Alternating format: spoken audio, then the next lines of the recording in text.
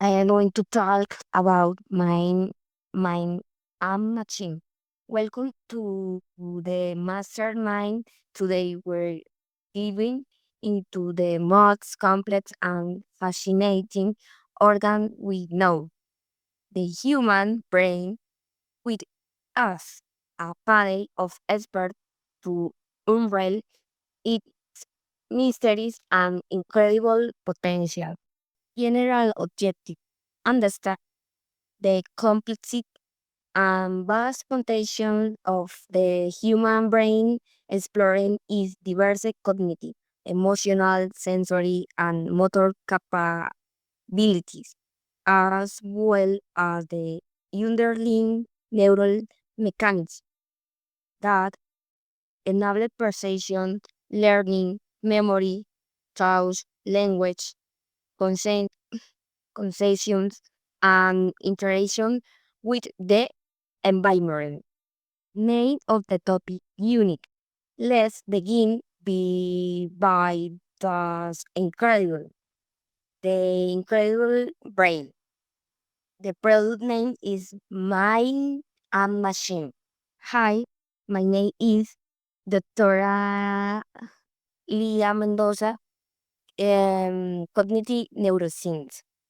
The K lies an advanced neuroimaging and computational neuroscience by combining techniques like functional magnetic imaging with artificial intelligence models.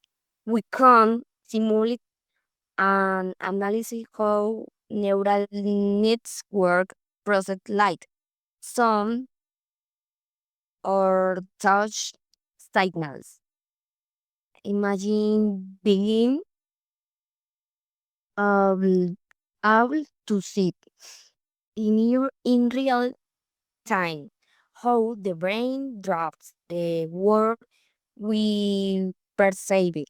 Is also crucial to study patients with sensory deficits to understand compensation and pain ways. Now, let's move on to pillar of our experience, learning and memory. How can we enhance the brain's capacity to retain information throughout life? Dr. Elias, what promise advance are there is this field? Interesting. Dr. Diego Lawal, from a more behavior perspective, what strategy can we implement in daily life? Okay, fundamentally constant cognitive simulation. So life this includes learning new skills, language, or musical instruments.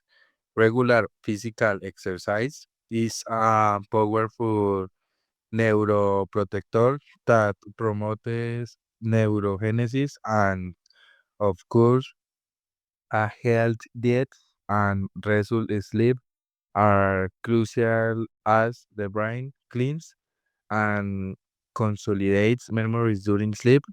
Social connection and stress reduction also play a hook role. Dr. Diego. Okay, the segment three: language, touch, and creativity.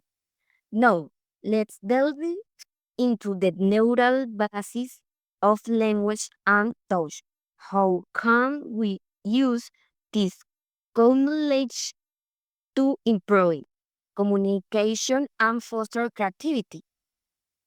Dr. Frank, what does current research still use? We're exploring the brain connectivity associated with language, understanding how different areas work together to produce and comprehend speech allows us to develop new therapies for language disorders. For creativity, we're saying that it's not just a function of specific areas, but of the dynamic interaction between brain networks. including the four modern networks, which are active when we're not focused on a specific task and are key for ideation and imagination. Okay, and how could we apply this to foster creative, Dr. Alia? If we understand the the neural pathways of activity, we can design environments and tools that foster touch connection. For example, mental dissociation, meditation, or exercise that promote divergent thinking can strengthen these networks.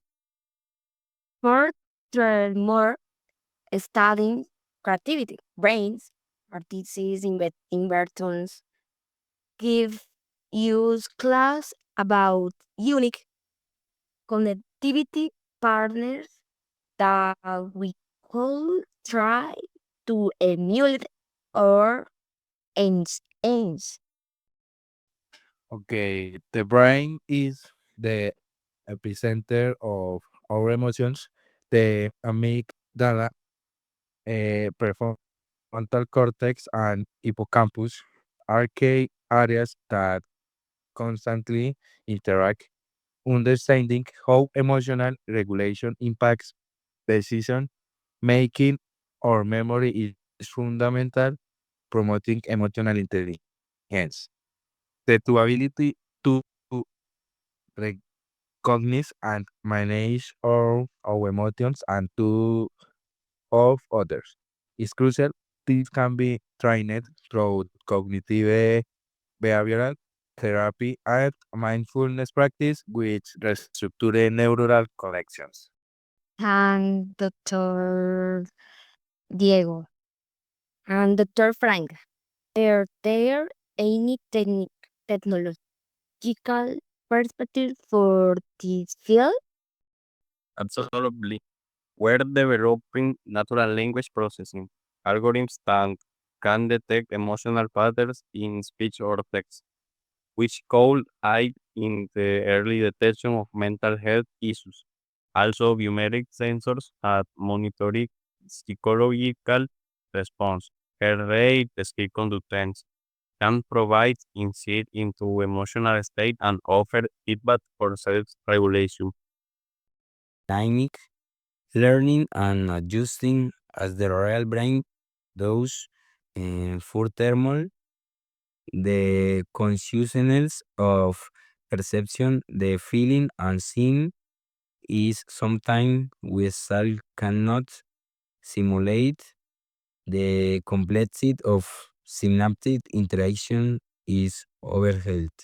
System that detect optimal brain patterns during a study and offer feedback. Also, non-invasive neurosimulation like transactional simulation can modulate brain activity to improve memory consolidation, but it's vital to do so ethically and personalized way. Okay. Unfortunately, our time is running out. It's been a fascination in conversation about the incredible universe we carry within us. I want to thank our panelists for endless listening use on use on this journey of the human brain. Bye.